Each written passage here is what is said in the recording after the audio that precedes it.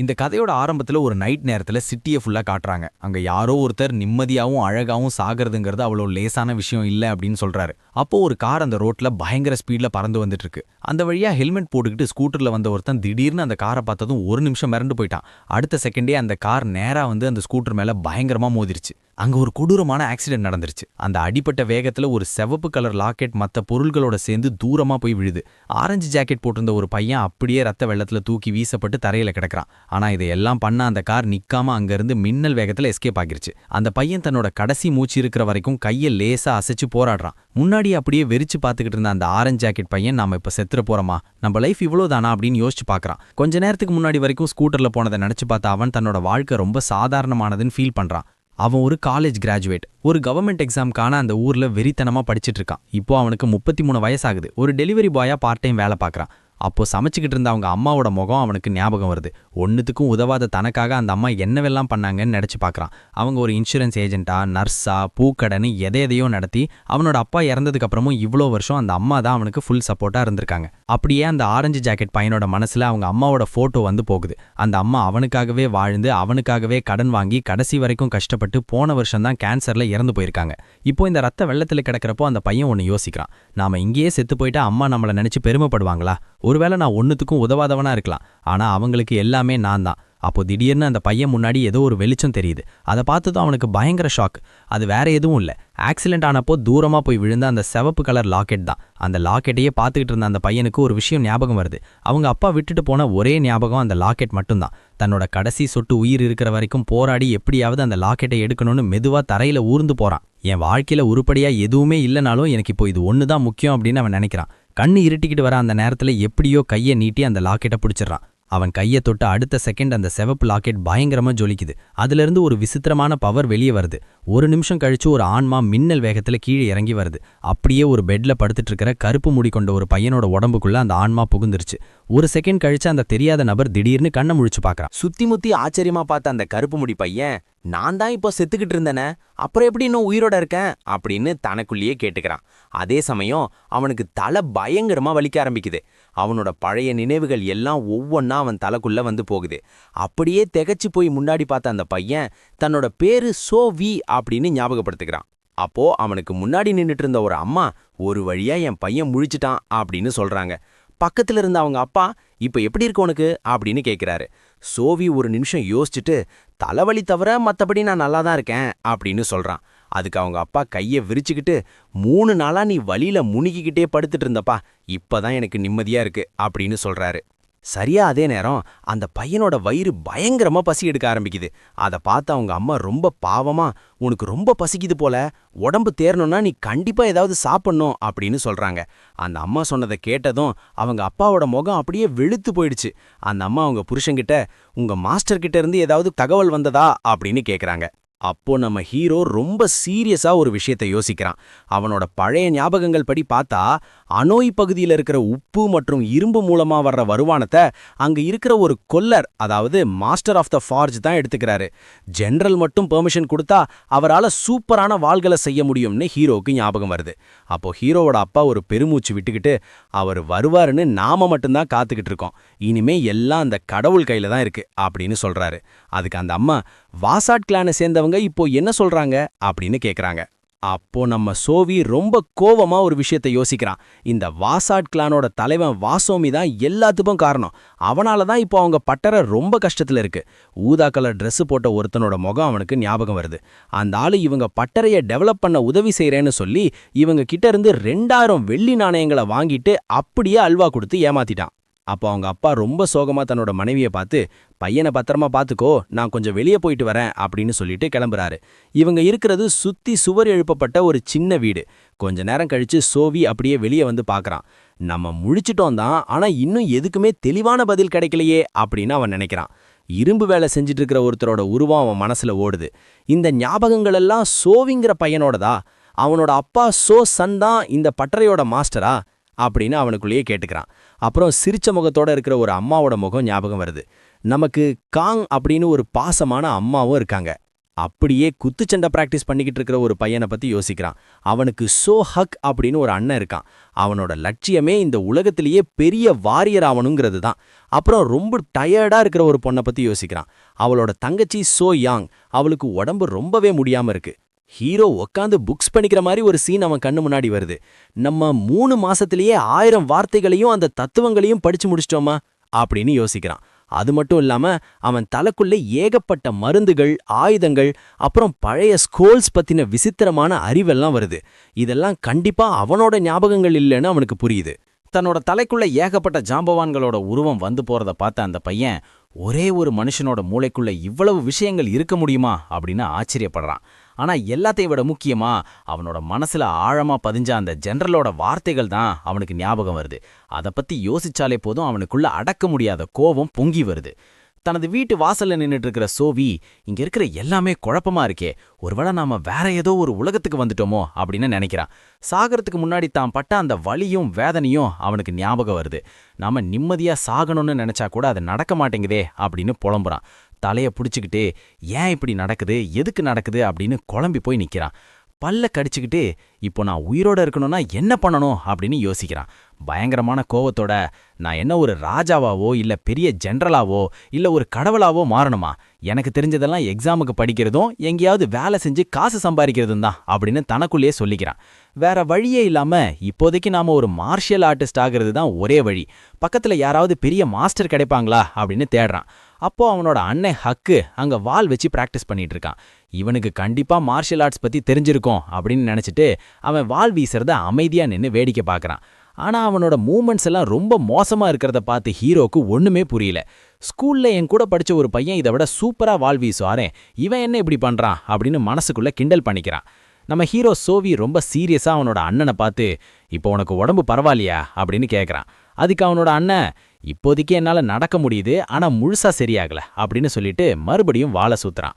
உடனே சோவி, சரி உனக்கு இந்த மார்ஷியல் ஆர்ட்ஸை யாரு கத்து கொடுத்தது அப்படின்னு கேட்கறான். இதை கேட்டதும் அவனோட அண்ணன் ஹக்கு முகத்துல அப்படியே ஒரு சந்தோஷம். என் ஃப்ரெண்டு சான் தான் இதையெல்லாம் எனக்கு சொல்லி கொடுத்தான். அவன் மிலிட்ரியில இருக்கான், ஒரு தடவை ஹோட்டல்ல சரக்கடிக்கும் போது எனக்கு இதையெல்லாம் கத்து கொடுத்தான் அப்படின்னு பெருமையா சொல்றான்.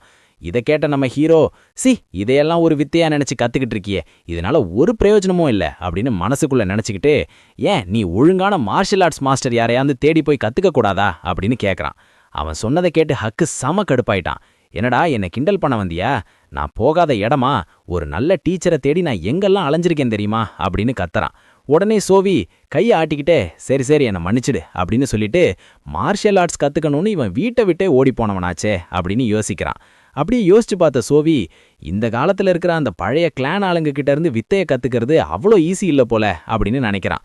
அவனோட அண்ணன் ஹக்கு ஒரு பெருமூச்சு விட்டுக்கிட்டு, என் தம்பி இவ்வளோ முட்டாளா இருப்பான் அப்படின்னு நான் நினைக்கவே இல்லை, உன்கிட்ட இருந்து இந்த மாதிரி வார்த்தைகளை நான் எதிர்பார்க்கல அப்படின்னு கோபமா சொல்றான். நெருப்பை வச்சு வித்த காட்டுற ஒருத்தரை மனசுல நினைச்சுக்கிட்டு ஹக்கு சொல்றான், நல்லா கேட்டுக்கோ, இவங்கெல்லாம் ஒரு லெஜெண்டு. நம்மள மாதிரி சாதாரண மனுஷங்க வாழ்க்கையிலே இவங்களெல்லாம் பார்க்கறதே கஷ்டம்தான். அப்படியே காத்தையும் பாறையும் வச்சு வித்த காட்டுற சிலரை பத்தி சொல்லிக்கிட்டே, அவங்க கிட்ட என்னால என்னைக்குமே கத்துக்க முடியாதுன்னு எனக்கு நல்லாவே தெரியும், எனக்கு அந்த அளவுக்கெல்லாம் பேராசை இல்லை அப்படின்னு வருத்தமா சொல்றான். யோசிச்சு பார்த்த சோவி, இந்த முட்டாள் அண்ணனே இப்படி சொல்றான்னா அப்போ அந்த லெஜெண்ட்ஸை பார்க்கறது நிஜமாவே கஷ்டம்தான் போல அப்படின்னு நினைக்கிறான். ஆனா அவனோட அண்ணன் ஹக் திடீர்னு தன்னைத்தானே கையை காட்டி பெருமையா சிரிச்சுக்கிட்டு, ஹேண்டா உனக்கும் இப்போ மார்ஷல் ஆர்ட்ஸ் மேல ஆர்வம் வந்துருச்சா, வேணும்னா நான் உனக்கு கத்துக் கொடுக்கவா அப்படின்னு கேட்கறான். இதை கேட்டதும் நம்ம ஹீரோ கையாட்டி, ஐயோ எனக்கு அதெல்லாம் வேணாப்பா, நீயே பண்ணிக்கோ அப்படின்னு சொல்லிட்டு அங்கிருந்து கிளம்புறான். ஒரு பெருமூச்சு விட்டுக்கிட்டு, பொதுவா ஹீரோ கதைகள்லாம் ஏதாவது ஒரு பெரிய மாஸ்டர் வந்து வித்த கத்துக் கொடுப்பாங்க, ஆனா நிஜத்துல இவங்க எல்லாம் வெறும் ஏமாத்துக்காரங்க தான் போல அப்படின்னு நினைக்கிறான். தன் வீட்டுக்கு நடுவுல நின்னுட்டு, நமக்கு மட்டும் ஏன் இவ்வளவு ராசி இல்லாம போச்சு அப்படின்னு ஃபீல் பண்றான். அப்போ அந்த ஆக்சிடென்ட்ல அடிபட்ட உடம்பு அவனுக்கு ஞாபகம் வருது. நாம சாகக்கூடாதுன்னு வேண்டிக்கிட்டதுனால தான் இப்போ தப்பிச்சிருக்கோம், செத்து போறதை விட இது எவ்வளவோ பரவாயில்ல அப்படின்னு அவன் நினைக்கிறான். இப்போ ரொம்ப சீரியஸா ஒரு முடிவெடுக்கிறான்.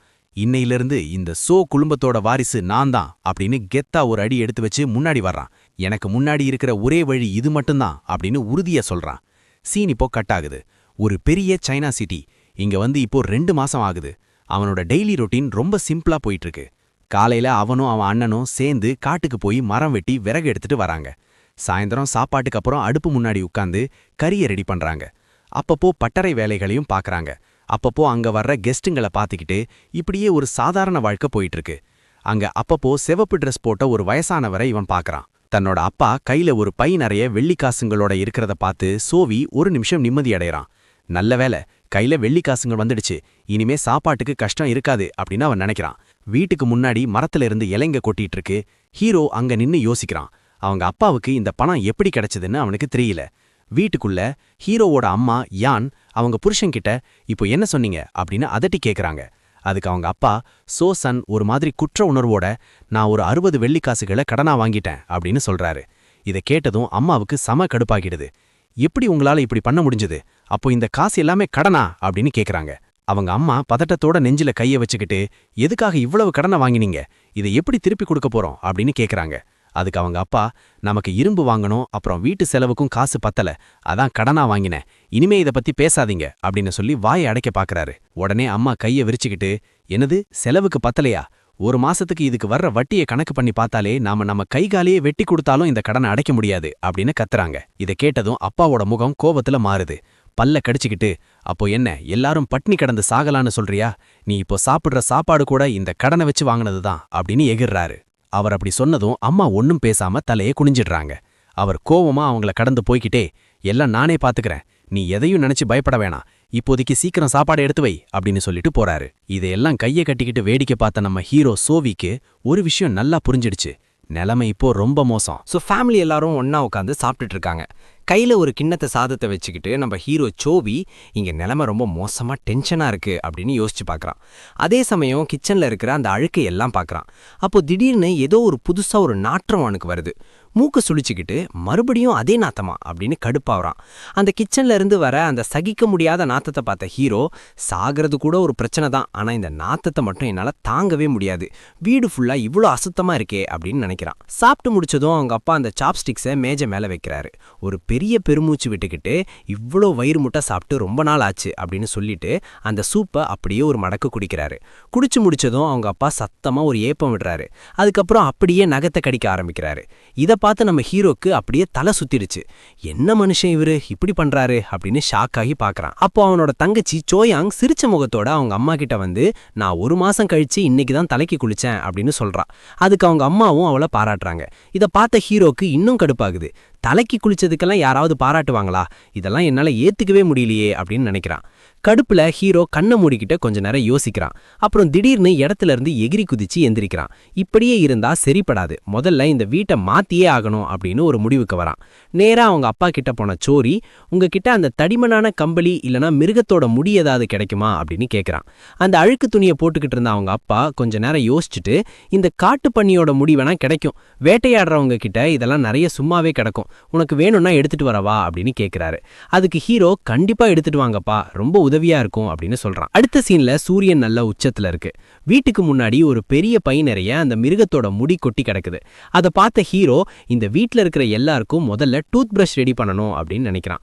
அந்த மூட்டை பக்கத்துல உட்காந்துக்கிட்டு இப்போதைக்கு பெருசா வேலை எதுவும் இல்லை, அதனால இந்த வேலையே ஆரம்பிப்போம் அப்படின்னு சொல்லி களத்துல இறங்குறான். ஒரு சின்ன குச்சியை எடுத்து அதை சூடு பண்ணி அதுல சின்னதா ஒரு ஓட்டைய போடுறான். ஒரு பிரஷ் பண்றதுக்கு ஒன்றும் பெரிய டெக்னிக்கெல்லாம் தேவையில்லை அப்படின்னு தனக்குள்ளேயே சொல்லிக்கிட்டு அந்த ஓட்டைக்குள்ள அந்த முடியை வச்சு நல்லா அழுத்தி சொருகிறான். வேலையை முடிச்சதுக்கப்புறம் எக்ஸ்ட்ராவா இருந்த முடியெல்லாம் வெட்டி விடுறான். அந்த பிரஷ்ஷை கையில் எடுத்து பார்த்த ஹீரோக்கு செம சந்தோஷம். பரவாயில்லையே சூப்பரா வந்திருக்கு அப்படின்னு நினைச்சுக்கிறான். அப்போ அவனோட தங்கச்சி யான் அங்க வந்து ஆச்சரியமா என்னென்ன பண்ணிட்டு இருக்க அப்படின்னு கேட்கிறா. ஹீரோ அவளை பார்த்து வெளியே ரொம்ப குளிருது, நீ பேசாம ரூமுக்குள்ள போ அப்படின்னு சொல்றான். இதை கேட்டதும் யான் செல்லமா கோவிச்சுக்கிட்டு அங்கிருந்து ஓடுறா. அவ போறதை பார்த்த ஹீரோ இவளுக்கு ஆர்வத்தை பாத்தியா அப்படின்னு சிரிச்சுக்கிறான். அப்புறம் அந்த பிரஷ்ஷை பார்த்துக்கிட்டே மற்றவங்களுக்கும் பிரஷ் செய்ய ஆரம்பிக்கிறான். அப்படியே சீன் கட்டானா சூரியன் மெதுவா மறைய ஆரம்பிக்குது. அந்த நேரத்துக்குள்ள நம்ம ஹீரோ ஏகப்பட்ட டூத் பிரஷ் செஞ்சு முடிச்சிட்டான். அதை பார்த்து அவங்க அப்பா என்னப்பா இதெல்லாம் எதுக்கு அப்படின்னு கேட்குறாரு. உடனே சோவி அந்த பிரஷ்ஷை எப்படி யூஸ் பண்ணணும்னு செஞ்சு காட்டி இதை வச்சு தான் இனிமே பல்லு வளர்க்கணும், நீங்க வேணா ட்ரை பண்ணி பாருங்களேன் அப்படின்னு சொல்றான். அவங்க அப்பாவும் ஹீரோ பண்ண மாதிரியே செஞ்சு பார்க்கறாரு. கொஞ்ச நேரத்திலேயே அவருக்கு அப்படியே தூக்கி வாரி போடுது. வாய் ஃபுல்லா ஏதோ பூவா மணக்கிற மாதிரி ஒரு ஃபீலிங். அப்படியே குஷியான அவரு அடங்கப்பா வாய் இப்போ ரொம்ப ஃப்ரெஷ்ஷா இருக்குடா அப்படின்னு சத்தமா கத்துறாரு. அவர் சந்தோஷப்படுறத பார்த்த ஹீரோ இதுக்கு பேரு தான் டூத் பிரஷ், நானே தான் இதை செஞ்சேன் அப்படின்னு சொல்றான். இதை கேட்டதும் அவங்க அப்பாவுக்கு பயங்கர ஆச்சரியம். அப்போதான் அவருக்கு ஒரு விஷயம் தோணுது. பக்கத்துல இருக்கிற ஹீரோவை பார்த்து இதை நம்ம விற்க முடியுமா அப்படின்னு கேட்குறாரு. அதுக்கு நம்ம ஹீரோ நிச்சயமா உங்க ரியாக்ஷனை பார்த்தா இதுக்கு மார்க்கெட்ல பயங்கர டிமாண்ட் இருக்கும்னு தோணுது அப்படின்னு சொல்றான். உடனே நாம மார்க்கெட்டுக்கு கிளம்பணும் அப்படின்னு ஹீரோ சொல்ல அவங்க அப்பாவும் அந்த பிரஷ்ஷை எல்லாம் எடுத்துக்கிட்டு ஓகே சொல்றாரு. அடுத்த சீன்ல அவங்க அந்த ஊர்ல இருக்கிற பெரிய மார்க்கெட்ல இருக்காங்க. ஹீரோவும் அவங்க அப்பாவும் ஒரு ஓரமா கடைய போட்டு பிரஷ் விற்க ஆரம்பிக்கிறாங்க. கொஞ்ச நேரத்திலேயே அங்க கூட்டமே கூடிடுச்சு. மக்கள் எல்லாரும் போட்டி போட்டுக்கிட்டு அந்த பிரஷ்ஷை வாங்குறாங்க. எல்லா இடத்துலயும் நம்ம ஹீரோவோட பிரஷ் தான் தெரியுது. மக்கள் இன்னும் வேணும் அப்படின்னு கெஞ்சுறாங்க. எல்லாம் முடிஞ்சதுக்கு அப்புறம் ஹீரோவும் அவங்க அப்பாவும் கையை தூக்கி சந்தோஷத்துல குதிக்கிறாங்க. அந்த அழுக்கு துணியை போட்டிருந்த அவங்க அப்பா ஹீரோவை பார்த்து, டேய், வெறும் 2 மணி நேரத்துல நாம 250 பிரஷ் வித்துட்டோம்டா அப்படின்னு ஆச்சரியமா சொல்றாரு. அவங்க அப்பா கணக்கு போட்டு பார்த்துட்டு, ஒரு பிரஷ்ஷை 2 இரும்பு காசுக்கு வித்தோம், அப்போ மொத்தம் 500 இரும்பு காசு, அதாவது 5 வெள்ளி காசு கிடைச்சிருக்கு அப்படின்னு சொல்றாரு. வெறும் 2 மணி நேரத்துல இவ்ளோ சம்பாதிச்சத அவரால நம்பவே முடியல. ஹீரோவோட கையை பிடிச்சுக்கிட்டு, இதுக்கு வெறும் அந்த பன்னி முடி, குச்சி அப்புறம் ஒட்டுறதுக்கு கம் இருந்தா போதுமா? அப்போ நாம உடனே மெட்டீரியல்ஸை வாங்கிட்டு வந்து இன்னும் நிறைய செய்யணும் அப்படின்னு சொல்றாரு. அது மட்டும் இல்லாம நம்ம குடும்பத்துல இருக்கிற எல்லாரையும் இந்த வேலையில இறக்கிட்டா அடுத்த 2 வாரத்துல அசால்ட்டா ஒரு 3000 பிரஷ் செஞ்சிடலாம் அப்படின்னு ஐடியா கொடுக்கறாரு. நம்ம ஹீரோவும் குஷியாகி, நாம விலையை கொஞ்சம் ஏத்தி வித்தா இந்த 3000 பிரஷ்ஷையும் வித்து முடிச்ச அப்புறம் செலவு போக நமக்கு 80 வெள்ளிக்காசு நிக்கும். அதை வச்சு நம்ம கடனை எல்லாம் அடைச்சிட்டு மிச்ச காசை கையில வச்சுக்கலாம் அப்படின்னு பிளான் போடுறான். அவங்க அப்பாவுக்கு ஒரே சந்தோஷம். சூப்பர்டா, எல்லாத்தையும் வித்துட்டு நாம பெரிய பணக்காரனாக போறோம் அப்படின்னு சொல்றாரு. சொன்ன மாதிரியே மொத்தமா மெட்டீரியல்ஸ் எல்லாம் வாங்குறாங்க. அவங்க அம்மாவோட மேற்பார்வையில குடும்பமே ஒன்னா உட்காந்து பிரஷ் செய்ய ஆரம்பிக்கிறாங்க. எல்லாரும் சேர்ந்து வேலை செஞ்சதுல சொன்ன மாதிரியே 3000 பிரஷ் ரெடி ஆகிடுச்சு. குமிச்சு வச்சிருக்க அந்த பிரஷ் மூட்டைகளை பார்த்து ஹீரோவே ஆச்சரியப்படுறான். அப்படியே 2 வாரம் ஓடிடுச்சு. இப்போ மறுபடியும் அதே மார்க்கெட்டுக்கு வர்றாங்க. ஆனா அங்க வந்ததும் ஹீரோவும் அவங்க அப்பாவும் கையில இருந்த பிரஷ்ஷை எல்லாம் கீழே போட்டுட்டு அதிர்ச்சியா நிக்கிறாங்க. அங்க நடக்கிறத பார்த்து அவங்க அப்பாவால ஒண்ணுமே பேச முடியல. டேய், அங்க என்னகா நடக்குது அப்படின்னு திகைச்சு போய் கேக்குறாரு. அங்க ஒருத்தன் கையில ஒரு பிங்க் கலர் பிரஷ்ஷை வச்சுக்கிட்டு, பாருங்க இது எவ்வளவு அழகா இருக்குன்னு, என் பொண்டாட்டி பொண்ணு கூட இதைத்தான் யூஸ் பண்றாங்க அப்படின்னு சொல்லி வித்துக்கிட்டு இருக்கான். இன்னொரு பக்கம் ஊதா கலர் ட்ரெஸ் போட்ட ஒரு வியாபாரி, இந்த பிரஷ்ஷை யூஸ் பண்ணா வாய் நாத்தமெல்லாம் போயிடும் அப்படின்னு சொல்ல ஜனங்கள்லாம் அவர்கிட்ட போட்டி போட்டு வாங்குறாங்க. அந்த வியாபாரி இன்னொரு கையில மஞ்சள் கலர் பிரஷ்ஷை காட்டி, இது சின்ன பசங்களுக்கான பிரஷ் அப்படின்னு சொல்றான். அதோட நிக்காம, இத நானே தான் கண்டுபிடிச்சேன், இது மத்த பிரஷ்ஷை விட 3 மடங்கு அதிக காலம் உழைக்கும், விலை வெறும் 1 இரும்பு காசு தான் அப்படின்னு கூவி கூவி விக்கிறான். இதை எல்லாத்தையும் பார்த்த நம்ம ஹீரோ சோவிக்கு அப்படியே தலை சுத்திடுச்சு. முகத்தை கையால மூடிக்கிட்டு, ச்சே, இந்த காலத்துல அறிவுசார் சொத்துரிமை அப்படின்னு ஒண்ணு இல்லாம போச்சே, அது இருந்திருந்தா என் ஐடியாவை இப்படி திருட விட்டுருக்க மாட்டேனே அப்படின்னு புலம்புறான். அவங்க அப்பா அப்படியே திகைச்சு போய், இப்போ நாம என்ன பண்றதுடா அப்படின்னு கேக்குறாரு. ஹீரோ ரொம்ப பயத்தோட, நானும் அதை தான் யோசிக்கிறேன், இன்னும் 2 வாரத்துல நாம கடனை கட்டணும், கரெக்ட் டைமுக்கு காசை கட்டலனா உங்க கையை வெட்டிடுவாங்களே அப்படின்னு சொல்றான். இதை கேட்டதும் அவங்க அப்பா பயத்துல நடுங்க ஆரம்பிச்சிட்டாரு. இப்போ என்ன பண்றதுன்னே தெரியலையே அப்படின்னு பதறாரு. மார்க்கெட்டுக்கு நடுவுல நின்னுக்கிட்டு இருக்கிற அவங்க 2 பேருக்கும் ஒன்னு மட்டும் புரியுது, எல்லாரும் பிரஷ்ஷை ரொம்ப கம்மியான விலைக்கு விக்கிறாங்க. கடனை அடைக்க இன்னும் வெறும் 15 நாள் தான் இருக்கு. வீட்டு முத்தத்துல நின்னுக்கிட்டு இருந்த ஹீரோ, இப்போ நாம அடுத்ததா என்ன பண்ணலாம் அப்படின்னு ரொம்ப தீவிரமா யோசிக்கிறான். அப்படியே யோசிச்சுக்கிட்டு இருந்த ஹீரோ, இந்த டைம் டிராவல் கதைகள்ல வர ஹீரோக்கள் எதை தொட்டாலும் சக்சஸ் ஆகுறாங்களே, ஆனா நமக்கு மட்டும் ஏன் இப்படி நடக்குது அப்படின்னு அந்த கதைகளையெல்லாம் திட்டி தீக்கிறான். சரி, நாம வேணா எலக்ட்ரிசிட்டியை கண்டுபிடிப்போமா? ஆனா அது எப்படின்னு எனக்கு தெரியலையே. சரி, இந்த ஸ்டீம் என்ஜினை பண்ணலான்னு பார்த்தா அதுக்கு இரும்பு வேணும், அதுவும் இப்போ நம்மகிட்ட இல்ல அப்படின்னு குழம்புறான். கடைசியா துப்பாக்கியாவது செய்யலான்னு பார்த்தா அது எப்படி ஒர்க் ஆகும்னு தெரிஞ்ச அளவுக்கு அதை எதை வச்சு செய்வாங்கன்னு அவனுக்கு தெரியல. அப்போ திடீர்னு யாரோ வர்ற சத்தம் கேட்டு திரும்பி பார்க்கறான்.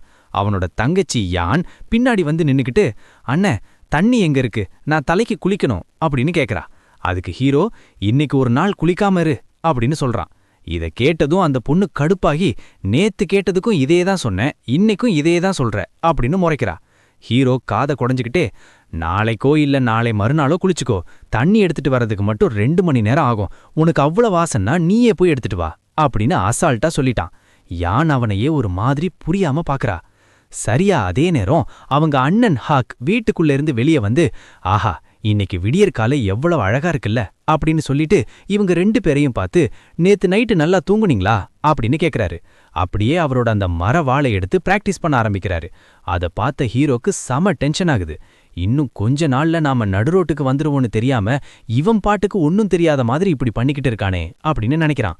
அப்போ யான் மெதுவா அவங்க அண்ணன் ஹக்கு கிட்ட ஓடி போய், அண்ணே, நம்ம 2வது அண்ணன் ஹீரோ ரொம்ப மாறிட்டான்னு உனக்கு தோணல அப்படின்னு ரகசியமா கேக்குறா. அவரும், ஆமா, இவன் ஏன் இப்படி இருக்கான் அப்படின்னு யோசிக்கிறாரு.